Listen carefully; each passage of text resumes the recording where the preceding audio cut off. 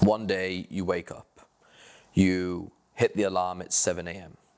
You get out of bed, you go downstairs, you have your cereal. You've had the same cereal for the last 6 months. You know it doesn't make you feel that great, but you kind of need it just to get through the day. You get in the car, drive the car to work. As you get to work, you go to the coffee shop. You pick up a large latte. You've just switched to oat milk because you think it's better for yourself. You then go inside and you start working. You spend the first hour looking at the emails and eventually resort to looking at your phone. You go on your phone, you scroll on TikTok, Instagram or YouTube, and you watch a motivational video. The motivational video tells you that you can change your life. You think, yeah, great, I'm going to do this. You watch some more. You then go back to your computer and reply to some emails. You go to a meeting. It's with your boss. He doesn't like you, you don't like him, but you exchange pleasantries. Tell each other you had a good weekend. And then you leave and you think, oh, I'm going to do something about this. I'm going to start business. So you research business ideas. You know, you've thought about this for a long time. Eventually, the alarm bell rings and you leave. You go home. You meet your girlfriend. She's going to tell you that you're having dinner with some friends tonight. They're her friends. Or maybe they're your friends, it's not clear anymore, but you go to hang out with them. You go there and you tell them about your business idea and what you're doing. And they say, well, that's never going to work. Or, well, that's not really you. And all of a sudden you think, yeah, maybe they're right. Maybe it's not going to work. Maybe it isn't really me. Or maybe the identity that everyone else is giving you just keeps you exactly where you are. It's not an uncommon story.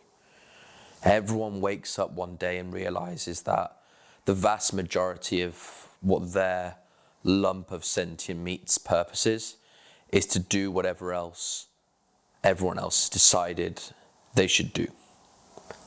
It sucks.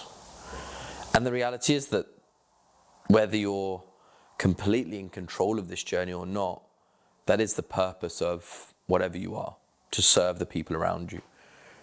But doing so in a deliberate way can be freeing. And I think the cornerstone of that is understanding where your passions and love lie.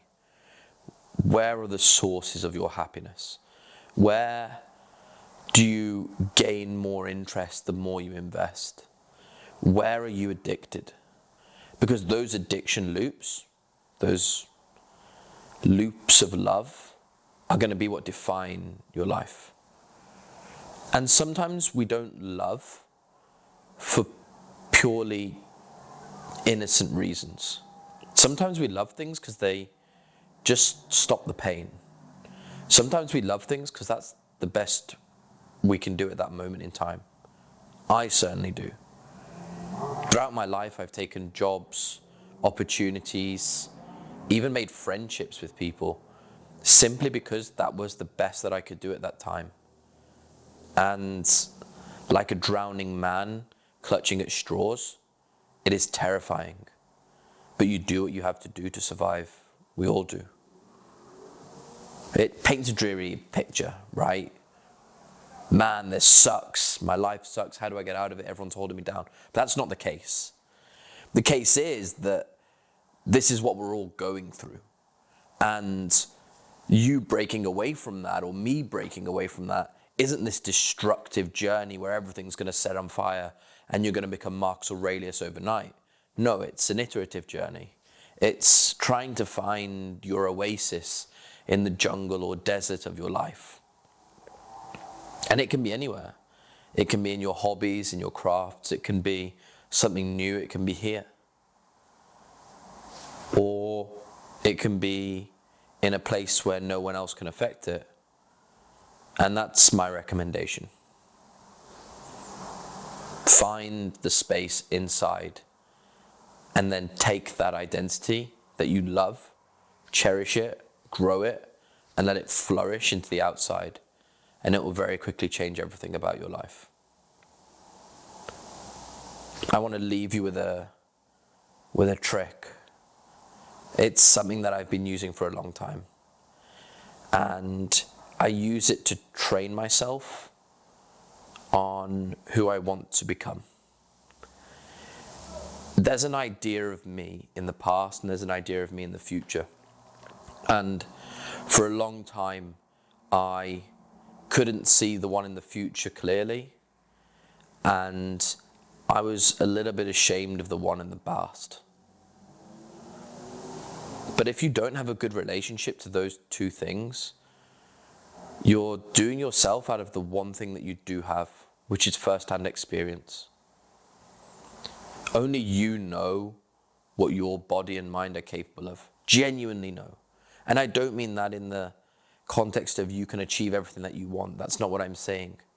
I'm not saying it either, but I'm not saying that. I'm saying, if I say to you, how fast can you run 400 meters? You're going to tell me something. Maybe you don't know. Maybe you do. But the truth of how fast you think you can run and the honesty of that, that's your job. Same with everything. How many books you read in a year? You're going to lie to me all you want, but you honestly know. And when you talk to yourself, you can look back honestly about who you've been. And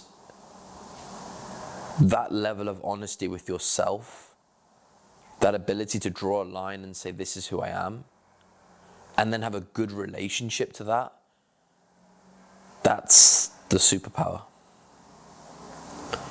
So a trick to kind of get that into my life every day is I think back to who I was when I was 7, 12, 14, 21, 28.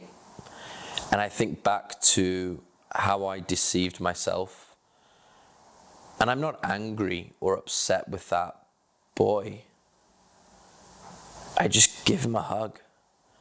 And I think, man, it must have been hard. Because you had to have such a different persona to who you really are. And with that gratitude, I look a little bit forward. And I think, okay,